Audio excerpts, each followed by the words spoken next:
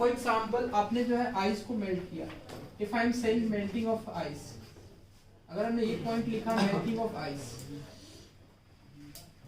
Melting of ice means what, कि ice को जब मेल्ट करेंगे तो वाटर में कन्वर्ट हो जाएगा, और वाटर को फिर से आप कूल करके आइस में कन्वर्ट कर सकते हो। तो किस तरह का चेंज है? फिजिकल चेंज है। इसमें कोई न्यू सब्सटेंस बन रहा है? No, there is no any new substance which is formed in this case in physical change. This point is clear to you or not? तो फिजिकल चेंज में जो है कोई न्यू सब्सटेंस नहीं बन रहा है। तो melting of ice means that is water. तो वाटर को जो है वो हम लोग गेन कर रहे हैं यहाँ पे, ठीक है, ऑब्टेन कर रहे हैं आइस को मेल्ट करके। Similarly you can say that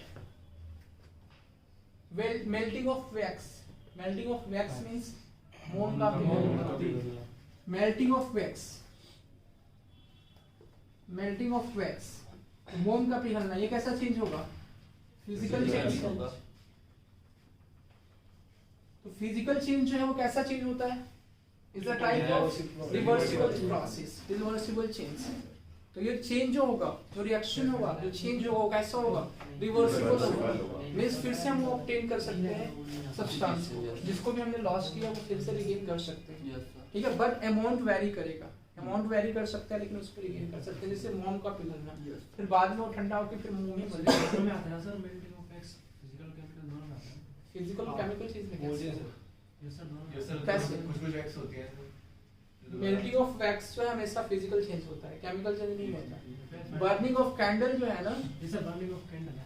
आपको वो कहा जाता है कि दोनों में आता है। बर्निंग ऑफ कैंडल जो है वो दोनों में आता है, लेकिन वो केमिकल चेंज हो गया ना, फिजिकल नहीं है। अगर आप कैंडल का बर्निंग करते हैं, suppose you are saying that कि मेल्टिंग ऑफ वैक्स, अगर आप वैक्स का मेल्टिंग करना बोल रहे हो तो आपका हो जाएगा physical change. Melting of wax means that is known as physical change. But अगर आप बोल रहे हैं burning of candle, burning of candle is a type of chemical change, so you can say that it is a type of chemical change। तो कैसा type है? Chemical change का type है। तो burning of candle is a chemical change, it is a type of chemical change, you can say that। तो burning of candle क्या हो जाएगा आपका? केमिकल चेंज हो जाएगा। समझ में आया? नहीं आया? बर्निंग ऑफ कैंडल में भी मेल्टिंग वो वैक्स। तो देखो समझ लो इस पार्ट को, क्यों केमिकल चेंज हम लोग बोलते हैं इसको, इस साइड में लिख लो। Burning of candle, burning of candle,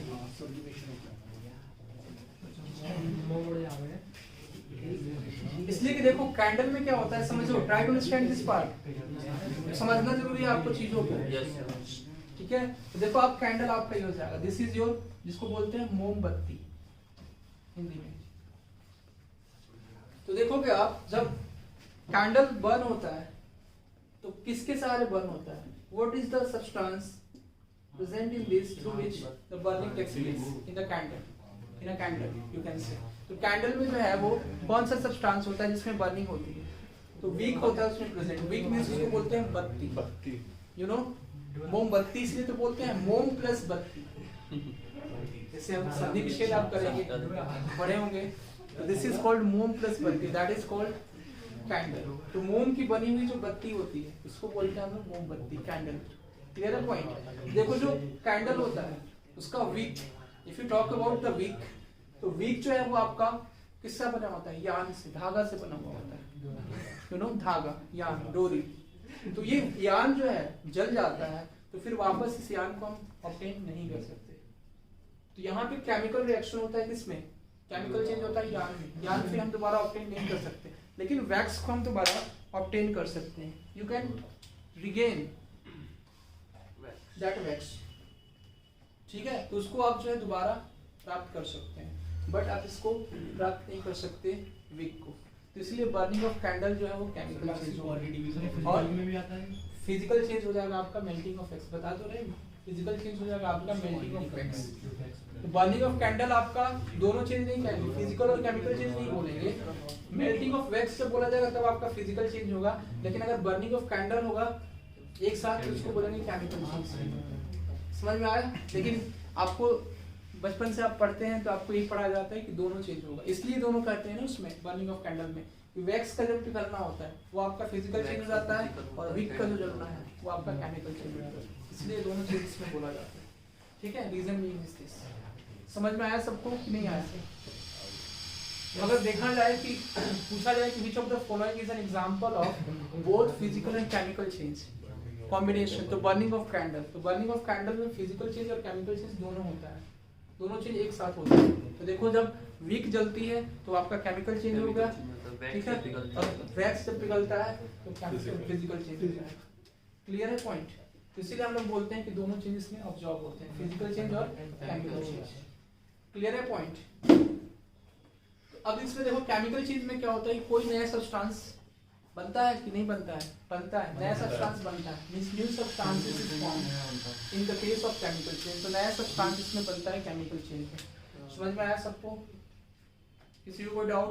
तो इसमें देखो जो ओरिजिनल आइडेंटिटी है सब्सटेंस की लॉस कर जाती है, लॉस हो जाता है, ठीक है। इसमें ओरिजिनल आइडेंटिटी जो है वो सब्सटेंस की लॉस नहीं होती, इसमें जो है वो लॉस कर जाता है ओरिजिनल आइडेंटिटी। हम लोग पॉइंट पे आपको लिखाएंगे एक एक पॉइंट जो आपको बोल रहे हैं, ठीक है ना। केमिकल चेंज में देखोगे आप, जैसे for example rusting of iron, iron में जंग लगना, रस्टिंग क्यों होता है आयरन में? If you talk about the rusting of iron, तो मॉइस्चर की वजह से, कोरोजन जिसको बोलते हैं, rusting of iron, the process which is known as corrosion, corrosion एक आपका क्या होता है, प्रोसेस होता है जिसमें आयरन रस्टिंग होता है, ठीक है। मतलब जो भी मेटल्स हैं वो कोरोड होते हैं by the action of moisture और by the presence of acids, acids के प्रेजेंस में, या as well as you can say that moisture की प्रेजेंस में, नमी के प्रेजेंस में और नमी की उपस्थिति में, और एसिड मींस अम्ल की उपस्थिति में क्या होते हैं ये सभी आयरन या मेटल्स डिग्रेड होते हैं, मींस खराब होने लगते हैं, ठीक है, उनमें जंग लगने लगता है। जैसे आयरन में जंग लगता है तो उसको बोलते हैं रस्टिंग ऑफ आयरन, लोहे में जंग लगना, this is called rusting of iron. ये कैसा चेंज है? केमिकल चेंज है। बोले burning of would, chemical change है या देखो केमिकल चेंज में जो भी चीजें हमारी बन रही है वो क्या फिर से दोबारा हम उसको प्राप्त कर सकते हैं? तो वो कैसा चेंज हो जाएगा? Irreversible change. So here are 3 points that you need to write in both the physical as well as chemical changes. Just the burning of paper. Burning of paper is also a chemical change. ठीक है? Next part of this is formation of curd from milk. This is a chemical change or physical change? Chemical change. ठीक है? तो ये भी पूछा हुआ आपका क्वेश्चन है 2012 के अप्रॉक्सीमेट पूछा हुआ क्वेश्चन है डी में। फॉर्मेशन ऑफ कर्ड, ठीक है जी, फॉर्मेशन ऑफ कर्ड है केमिकल चेंज है। क्यों? इसलिए कि उसमें लैक्टोबैसिलस बैक्टीरिया प्रेजेंट होती है और वो क्या करते हैं, फर्मेंटेशन करते हैं, ठीक है। फर्मेंटेशन करने के बाद उसको कन्वर्ट कराते हैं किसमें, कर्ड में, ठीक है। वो सोर सब्सटेंस रिलीज करते हैं, खट्टा सब्सटेंस रिलीज करते हैं जिससे वो दही जमता है। Lactobacillus bacteria, yes. Burning of coal is also a chemical change. It is not a physical change. Because कि वो combustion होता है in the presence of oxygen. ठीक है, तो वो आपका ऐसा आप सोच रहे हो क्या कि एक बार जलाते हैं तो फिर दोबारा भी उसको जलाते हैं, इसलिए वो physical change होता है, गोल का गोल, इसलिए कि उसकी वो प्रॉपर्टी है ना। लेकिन वो कैसा चेंज होगा? अब पहले की तरह तो नहीं होता ना, जब आप एक बार उसको जला देते हैं पहले की तरह नहीं होता ना, वो केमिकल चेंज ही होगा, इसलिए उसका कंबशन होता है। और कंबशन जब भी होते हैं तो सभी केमिकल चेंज में ही आते हैं। वो इरिवर्सिबल चेंज है, रिवर्सिबल नहीं। आप उस कोयले से फिर ओरिजिनल कोयला नहीं ऑब्टेन कर सकते। This is a type of irreversible change.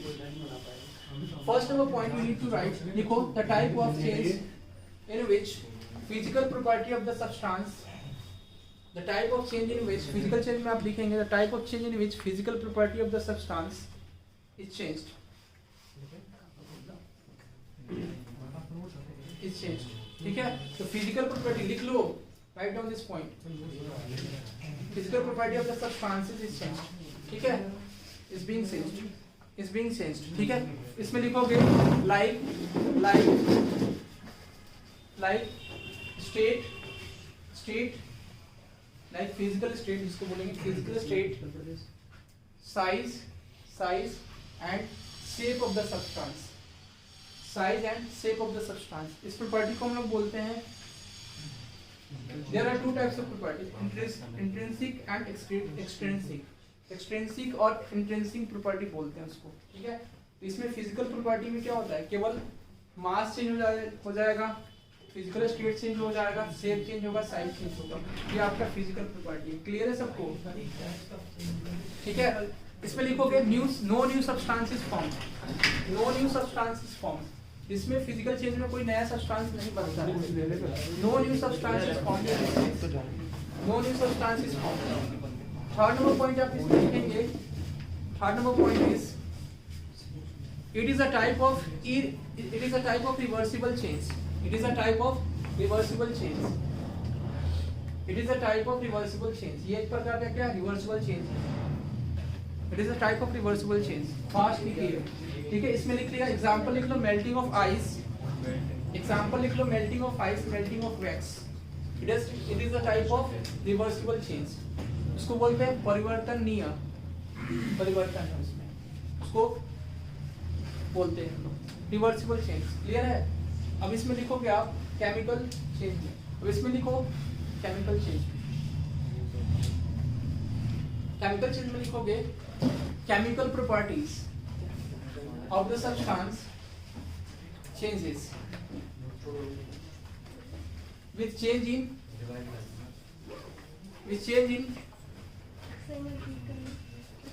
chemical properties of the substance changes with change in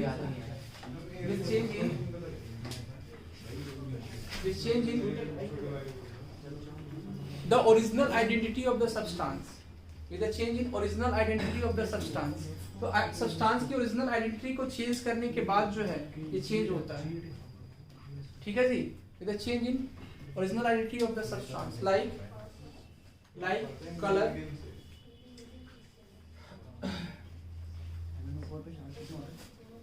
colour, और क्या हो सकता है उसका जो केमिकल प्रॉपर्टी होगी, ठीक है, वो चेंज हो जाएगी इसमें, केमिकल चेंज। समझ में आया ना।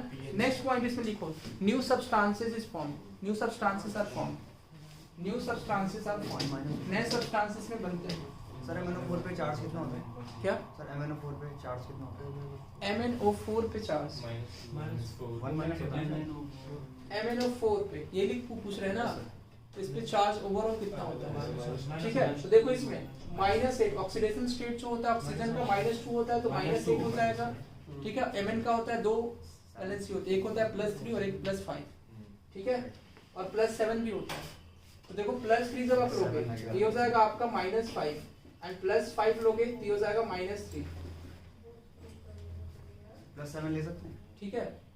+7 नहीं, यहाँ पे कैसे +7 होगा, तो क्यों नहीं ले सकते? MN का ले सकते हैं सर +7 सर KMnO4 में अगर ऐसे लगाएंगे तो 1 KMnO4 जब लोगे डिपेंड करता है ना वो किसके साथ आप कर रहे हो, तो -1 हाँ KMnO4 लोगे तो फिर एक आपका हो जाएगा +7, ठीक है, +7 ले सकते हैं KMnO4 के साथ, यस। तो +1 हो जाएगा आपका वो, तो +7 हो जाएगा। समझ में आया, यस। ये ऑक्सीडेशन स्टेट है आपका, बताएंगे इसको भी। क्लियर है सबको ये पॉइंट। तो बर्निंग ऑफ ये आपका हो जाएगा, हाँ ये new substances are form. Third number point write down, it is a type of irreversible change, it is a type of irreversible change. कैसा चेंज है, इरिवर्सिबल चेंज है, मतलब नया सब्सटेंस बनता है तो फिर से वापस हम दोबारा प्रोजेक्ट नहीं कर सकते, तो it is type of irreversible change. Clear है point. Next point of this is, next point of this burning of candle, burning of candle दूसरा हो जाएगा। First is burning of candle, second number is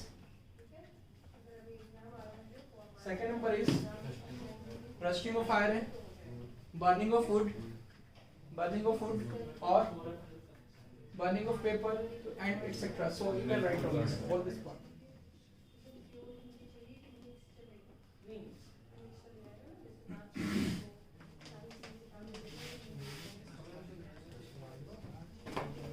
Chemical reaction means when two or more reactant, reactant means what? Reactant इसको बोलते हैं A plus B.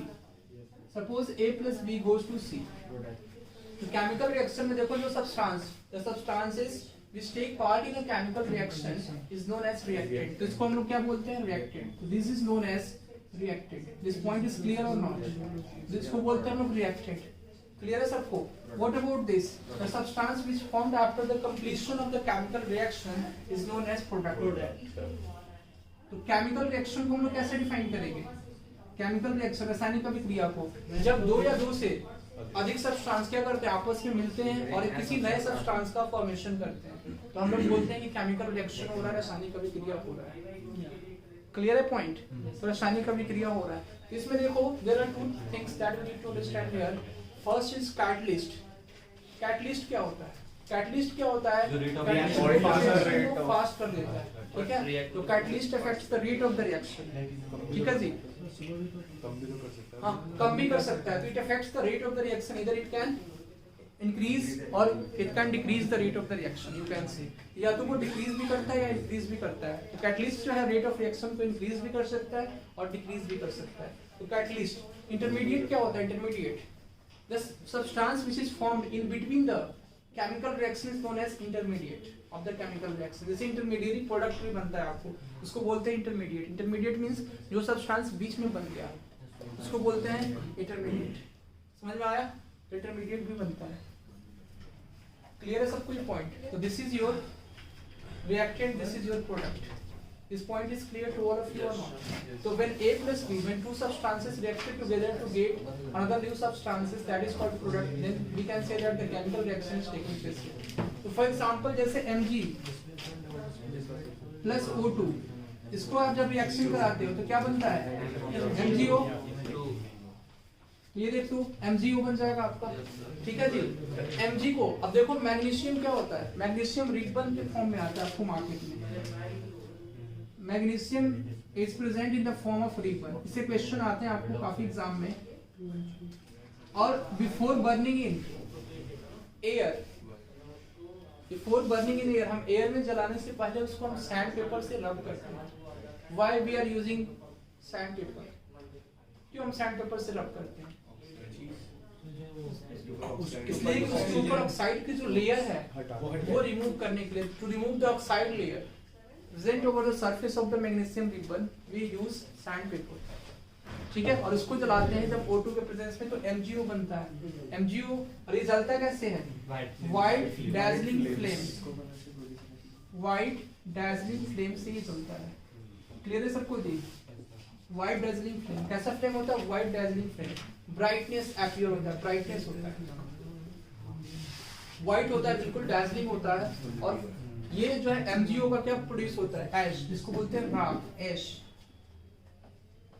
राख produce होता है। ये आपका बोला जाएगा कि केमिकल रिएक्शन हो रहा है, एक नया सब्सटेंस बन रहा है 2MgO। तो मैग्नीशियम को ऑक्सीजन के प्रेजेंस में क्या करना है? समझ में आया सबको? तो देखो केमिकल रिएक्शन आपको पता है ना, ये जो है वो एरो क्या शो करता है कि रिएक्शन जो है वो फॉरवर्ड जा रहा है, ठीक है? तो यहाँ पर रिएक्शन हो रहा है और रिएक्शन क्या हो रहा है? फॉरवर्ड जा रहा है। और जब भी दो रिएक्टेंट को लिखते हैं तो प्लस साइन से लिखते हैं, ये सबको पता है आई थिंक, ठीक है? और रिएक्शन ये फॉरवर्ड जा रहा है। क्लियर है? अब देखो कैसे पता चलेगा? What are the characteristics of chemical reaction? कैसे पता चलेगा केमिकल रिएक्शन हो रहा है? How can we determine the chemical reaction is taking place? How can we identify the chemical reaction is taking place? Means two or more substances are reacting together. How can we identify this part? कैसे identify करेंगे दो या दो से अधिक substance जो है वो रिएक्ट कर रहे हैं? How can you identify? The first number point is, this is also known as the characteristics of the chemical reaction. Characteristics of a chemical reaction. जो भी चीजें बनती हैं उसमें हो जाएगा। तो characteristics of a chemical reaction. If you talk about characteristics of a chemical reaction, तो how can you identify? By change in temperature. अगर temperature change हो रहा है, first number point you can say that change in temperature indicates that the chemical reaction takes place there. Means तापमान में जो change हो रहा है वो ये indicate कर रहा है कि वहाँ पे chemical reaction होगा। Clear है जी सबको? Chemical reaction होगा। Second number point is, yes, do you want to say something? Sir वो जो ब्लू कॉपर सल्फेट क्रिस्टल्स होती है उनको जब हीट करते हैं उसका ब्लू कलर जो होता है वो डिसअपीयर हो जाता है। तो वो सर केमिकल रिएक्शन है फिजिकल? CuSO4 को जब आप हीट करते हैं जी सर, क्रिस्टल फॉर्म में, तो क्रिस्टल फॉर्म में हो जाता है। तो ये एक्चुअल में देखो, समझो आप क्रिस्टल फॉर्म में हीट करते तो सर उसका समझिए CuSO4 तो सबसे पहले ऐसे एग्जिस्ट नहीं करता है, CuSO4.5H2 होता है, इसको बोलते हैं वाटर ऑफ क्रिस्टलाइजेशन, और इसको बोला जाता है blue vitriol. Blue vitriol, clear है सबको? Yes, this is also known as blue vitriol. तो CuSO4.5H2 जब आप लिखते हैं, CuSO4 means copper sulphate dot 5H2, तो H2 के कितने मॉलिक्यूल्स यहाँ पे प्रेजेंट हो गए? 5 मॉलिक्यूल्स यहाँ पे प्रेजेंट हो गए। क्लियर है पॉइंट? CuSO4 कॉपर सल्फेट कैसा कलर होता है? ब्लू। तो जैसे ही आप हीट करते हैं तो इसका व्हाइट कलर जो है डिसअपियर होने लगता है। क्यों? व्हाई? On heating. क्यों? सर वो इसलिए कि मॉलिक्यूल्स रिलीज करता है, hydrated water molecules, hydrate water molecules release करता है। एक्चुअल में आप ब्लू विट्रियोल देखेंगे आप, तो वो क्या करता है? अपने वाटर मॉलिक्यूल्स को रिलीज करता है जो in the form of hydrates हैं। इसको बोलते हैं पेंटा हाइड्रेट। 5H2O मींस ये लिक्विड फॉर्म का है। तो ये लिक्विड फॉर्म में है। ये लिक्विड फॉर्म का है। तो इसको बोलेंगे कि ये क्या है? 5H2O का क्रिस्टल्स है। इसको बोलते हैं वाटर ऑफ क्रिस्टल। नहीं, यहाँ पे लिक्विड फॉर्म में वैसा नहीं होगा, यहाँ पे वाटर क्रिस्टल्स के फॉर्म में एग्जिस्ट करेंगे। ठीक है, वाटर जो है क्रिस्टल्स के फॉर्म में एग्जिस्ट करेंगे, इसलिए इसको बोलते हैं वाटर ऑफ क्रिस्टलाइजेशन। क्लियर है point? CuSO4.5H2। This point is clear to you or not? सबको क्लियर है? अब the next part of this is CuSO4.5H2, इसको बोलेंगे ब्लू विट्रियोल।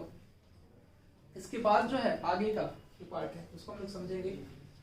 तो मिल्क जो इसका ब्लू कलर है वो डिसअपियर हो जाता है, तो कैसे चेंज होगा? तो देखो इसमें कोई नया सब्सटेंस बन रहा है। CuSO4 को जब आप हीट करें तो कोई नया सब्सटेंस बन रहा है? नहीं। और केमिकल रिएक्शन में, केमिकल चेंज में क्या होता है? कोई नया सब्सटेंस बनता है, फिर से आप वाटर को मिक्स कर दो तो 5H2 हो जाएगा, क्रिस्टलाइजेशन। ये कैसा चेंज होगा? फिजिकल चेंज होगा। It is not a chemical change. Chemical change होने के लिए क्या होना चाहिए? कोई नया सब्सटेंस बनना चाहिए। कोई नया सब्सटेंस इसमें बन रहा है क्या? आप हीट कर रहे हैं, केवल वाटर को आप इवोपरेट कर रहे हैं। वाटर का इवोपरेशन क्या होता है? फिजिकल चेंज होगा। Evaporation of water is a physical change. या स्टीम में आप कन्वर्ट करें, conversion of water into steam is a type of physical change. It is not a chemical change because no new substance is formed in this reaction. You can say in this change no new substance is formed in this change.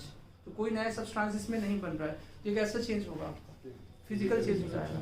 तो water को आप evaporate कर लो, water को steam में convert कर लो, vapour में convert कर लो, या वाटर को आइस में कन्वर्ट कर लो, किसी में भी कर लो आप, वो हमेशा फिजिकल चेंज होगा। कोई केमिकल, कोई नया सब्सटेंस नहीं बनेगा। जब तक कोई नया सब्सटेंस नहीं बनता है तब तक आप उसको केमिकल चेंज नहीं बोल सकते। उसका कलर तो चेंज हुआ, कलर चेंज हो रहा है लेकिन कोई नया सब्सटेंस नहीं उसे बन रहा है। लिटमस पेपर में जब हम वो करते हैं, चेक करते हैं कि एसिड है बेसिक है, उसका कलर चेंज होता है, तो वो भी वो फिजिकल है केमिकल है। Litmus paper is another thing. Litmus paper is only used. Litmus क्या होता है समझिए इस पार्ट को। लिथमस जो है वो एक्चुअल में इंडिकेटर होता है। लिथमस पेपर वो एल्गी एंड, सुन लीजिए आप, एल्गी एंड फंजाई दोनों का सिम्बायोटिक जब रिलेशनशिप होता है तो लाइकेन बनता है, और वो लाइकेन प्लांट होता है, वहां से उसको एक्सट्रैक्ट करते हैं in the form of paper, like जो लिथमस पेपर होता है।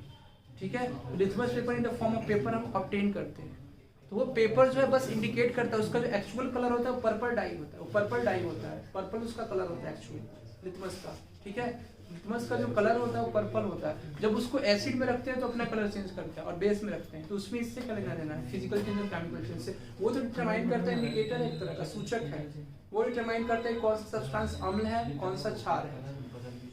ठीक है, और कौन सा न्यूट्रल है। न्यूट्रल होगा तो एज इट इज कलर होगा, न्यूट्रल में पर्पल कलर नहीं होगा, और एसिड होगा तो उसमें रेड हो जाएगा, और बेस होगा तो उसमें ब्लू कलर हो जाएगा। एच बॉन्डिंग होती है सर इनमें? क्या सर एच बॉन्डिंग होती है वाटर मॉलिक्यूल्स और CuSO4 के सब्सटेंस में, मतलब एग्जिस्ट कैसे करते हैं? एच बॉन्डिंग आपको वाटर में होगी ना, खुद में होगी। हाँ, एग्जिस्ट किस में होगी? इसमें एग्जिस्ट करते हैं ये। ठीक है, इनका स्ट्रक्चर्स होता है। Yes, you can say that H bonding होती है।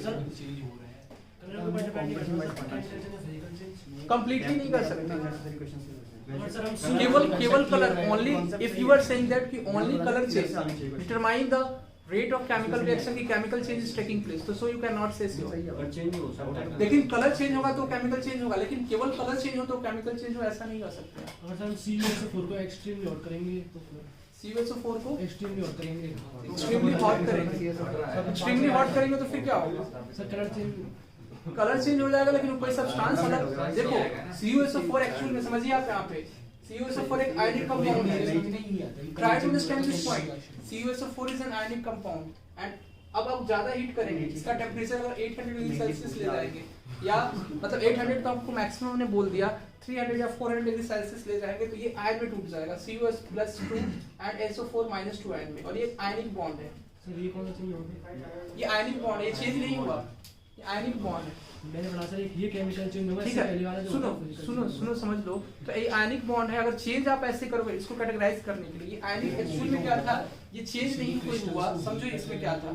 Try to understand here. ये CuSO4 में आयनिक बॉन्डिंग थी, ठीक है.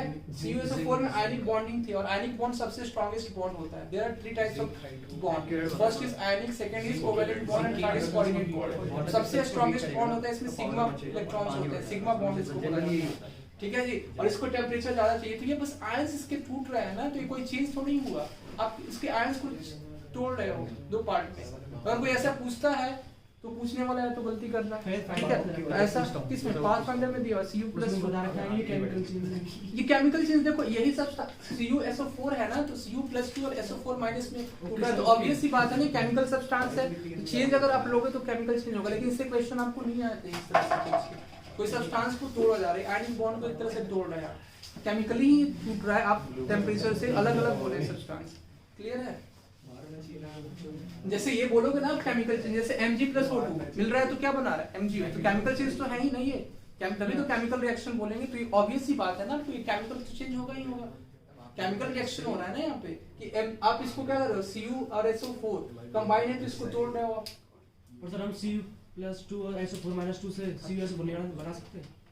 एग्जिस्ट करता है ना, वो बना सकते हैं, लेकिन उसको बनाने के लिए Physical change हो गया। नहीं, उसको बना नहीं सकते, एग्जिस्टेंस होता है उसका.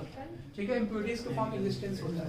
रिसर्च नहीं कर रहे हैं यहाँ पे. इधर देखिए आगे, change in temperature. Second number is evolution of a gas. Second number is evolution of a gas.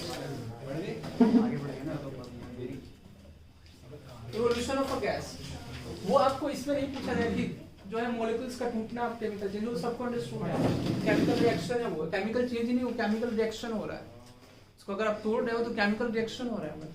ठीक है.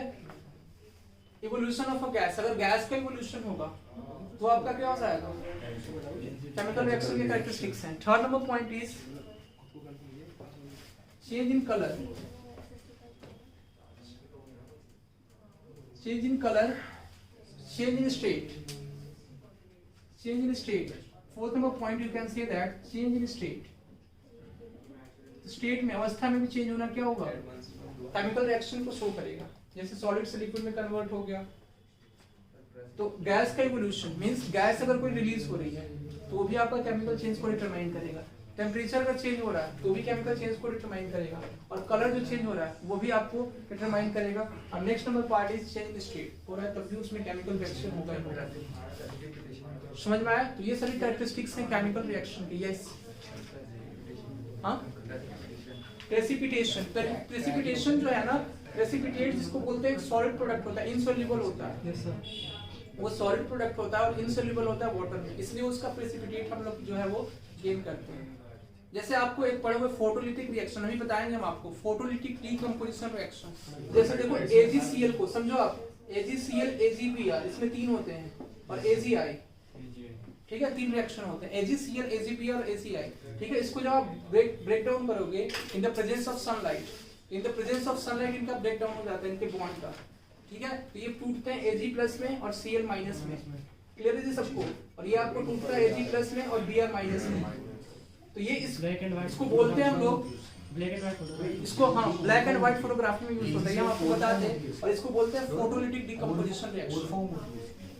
ठीक है, ये प्रेजेंस ऑफ सनलाइट में बॉन्ड टूट जाते हैं. समझ में आया.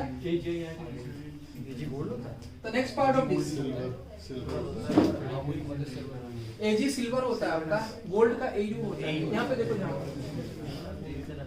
बैलेंसिंग ऑफ केमिकल रिएक्शन, उसका full form balancing of chemical reaction. Try to understand here. Chemical reaction को कैसे बैलेंस करते हैं. तो balancing of chemical reaction, first number point is, A number point क्या होता है इसमें, केमिकल रिएक्शन को हम बैलेंस करेंगे तो फर्स्ट नंबर आपका होता है, किस चीज को हम फॉलो करते हैं, लॉ ऑफ कंजर्वेशन ऑफ मास। तो while balancing the, इसमें पूछा जाता है question, while balancing a chemical reaction we follow the law of conservation of mass, law of definite proportion and so on. There are various things. Law of multiple proportion, तो कौन सा होता है? Law of conservation of mass. Law of conservation of mass किसने दिया था? Yes. Anthony L. Lavoisier, who is known as the father of modern chemistry या chemistry बोल सकते हैं, ठीक है। तो एंटनी एल लेवोजियर जो थे, उन्होंने दिया था law of conservation of mass को, और उन्होंने बताया था कि मास can neither be created nor be destroyed in a chemical reaction and it follow same rule. It means that कि जो टोटल नंबर ऑफ एटम्स हैं रिएक्टेंट साइड में, मतलब रिएक्टेंट साइड में जितने एटम्स होंगे, जितने अणु प्रेजेंट होंगे, ठीक है, जितने परमाणु, उतने ही आपको क्या होंगे प्रोडक्ट साइड में प्रेजेंट होंगे। समझ में आ रहा है आपको? ठीक है। Means balancing of chemical reaction में क्या होगा कि आपका law of conservation of mass को ये होल्ड करता है, law of conservation of mass को। Law of conservation of mass लिख लीजिए, इसको बोलते हैं, मास को हम लोग बोलते हैं हिंदी में द्रव्यमान के संरक्षण के नियम। ठीक है जी, द्रव्यमान के संरक्षण के नियम क्या है? द्रव्यमान को नहीं हम लोग क्रिएट कर सकते हैं, नहीं डिस्ट्रॉय कर सकते हैं। तो लिख लो, mass can neither be created nor be destroyed in a chemical reaction. In a chemical reaction. In a chemical reaction. सबको समझ में आ रहा है जी? आगे इसके बाद देखते हैं, इसका मतलब ये होता है कि total mass of the reactant, total mass of the reactant, total mass of the reactant is equal to total mass of the product, total mass of the reactant का मास जो है प्रोडक्ट के मास के क्या है? इक्वल। ठीक है जी, total mass of the product mg plus O2, जैसे आपने देखा क्या बन जाएगा? mg O, और यहाँ पे हो जाएगा 2mgO और 2। समझ में आया? ये अब बैलेंस हो गया। आप देखो पहले क्या था, mg प्लस O2 अगर आप लिखते हैं, magnesium plus oxygen goes to mgO। समझिए यहाँ पे mg plus, please keep silent, mg plus O2 जब आप लिखते हैं तो mgO बनता है। mgO में देखो क्या नंबर ऑफ एटम्स दोनों साइड में सेम है? नहीं है। तो कैसे बैलेंस करते हैं? पहले देखते हैं किसमें नंबर ऑफ एटम्स ज्यादा है, उधर के एलिमेंट को हम क्या करते हैं? बैलेंस करते हैं। जैसे देखो mgO में कितने एलिमेंट हैं? 2 एलिमेंट्स प्रेजेंट है। ठीक है जी, तो अब देखो O जो है लेफ्ट हैंड साइड में, इसमें O की वैल्यू कितनी है? कितने ऑक्सीजन के एटम है? 2 है। तो राइट हैंड साइड में भी हम 2 लिखते हैं। क्लियर है जी सबको? 2mgO। तो 2mgO जब आपने लिखा तो mg के कितने एटम्स हैं लेफ्ट साइड में? 2। तो 2mg प्लस O2, ये आपका बैलेंस हो गया। देखो जितने नंबर ऑफ एटम्स प्रेजेंट थे रिएक्टेड साइड में, उतने ही प्रोडक्ट साइड में। इसको बोलते हैं balancing of chemical reaction. Clear है सबको? फॉर एग्जांपल, और भी एग्जांपल लेते हैं हम लोग। FeSO4, FeSO4 को ब्रेक डाउन करते हैं तो क्या बनता है जी? Fe iron plus SO3 plus O2 release हो जाएगा ये। ठीक है जी, SO3 प्लस O2 या Fe प्लस SO4 माइनस भी बोल सकते हैं आप। समझ में आया? तो इस तरह से ये जो होगा, अब इसमें नंबर ऑफ एटम्स आप बैलेंस कर लेंगे दोनों साइड में, रिएक्टेंट साइड में as well as product side में। समझ में आया सबको? तब इसमें इसके बाद हमारा है types of chemical reaction. Chemical reaction के टाइप्स कितने हैं? ये बैलेंस तो करने आता है ना सबको? बैलेंस करने से वैसे क्वेश्चन आता नहीं है एग्जाम में, ठीक है। बस आपको ये क्वेश्चन पूछा जाता है कि बैलेंसिंग ऑफ केमिकल रिएक्शन किस लॉ को होल्ड करता है? तो लॉ ऑफ कंजर्वेशन ऑफ मास कौन दिया? Antony L Lavoisier. ठीक है, बैलेंसिंग करने के लिए नहीं आता। बैलेंसिंग करने के लिए आएगा तो आपको क्या करना है? अभी इसमें आता है जो CSSL वाले हैं एग्जाम, उसमें भी आता है, और जो NTPC का एग्जाम था उसमें भी आता है बैलेंस करने के लिए। ठीक है, CSSL वाले में मैंने आता है बैलेंस करने के लिए। बैलेंस करने में क्या करना है? कभी कभी पूछ लेता है, वैसे बाई चांस पूछता है, नंबर ऑफ एटम्स दोनों साइड में आपको सेम कर देंगे। सेम कैसे करेंगे? जो सबसे बड़ा कंपाउंड होगा, जिसमें एटम ज्यादा होंगे, जिसमें एटम ज्यादा होंगे, जो बड़ा कंपाउंड होगा उसके नंबर ऑफ एटम्स को आप मिलाना है आपको रिएक्टेंट साइड में as well as product side में। क्लियर है? तो ये पार्ट हो जाएगा। Next is types of chemical.